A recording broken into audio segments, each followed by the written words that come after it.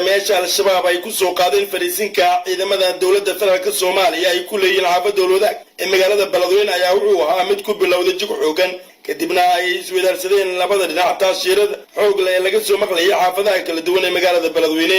dagaalamayaasha al-shabaab ayaa dib isaga laabtay goobtii markii hore ka soo duuleen kadib markii iska caabin xoogan ay kala kulmeen ciidamada militariga ee ku sugan xaafadda Wadaag ee magaalada Beledweyne.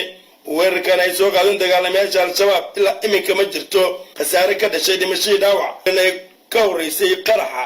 ayaa waxay ahayd mid si weyn looga maqlay xaafadaha magaalada Beledweyne xarunta gobolka Hiiraan. weerarkan dagaalamayaasha al-shabaab ay ku soo qaadeen fariisinka ciidamada militariga ay ku leeyihiin xaafadda Wadaag ayaa imaanaya xilli dhawaan madaxweyne Waare uu sheegay in la qaadi doono duulaan ka dhana dagaalamayaasha al-shabaab ee lagu furayo wadooyinka u dhaxeeya degmada Buule Berde ee magaalada Beledweyne xarunta gobolka Hiiraan iyadoo deegaanaha sida ugu fogaan magaalada Beledweyne ee dhanka koonfurta ka xigta ay ku sugan yihiin dagaalamayaasha al-shabaab.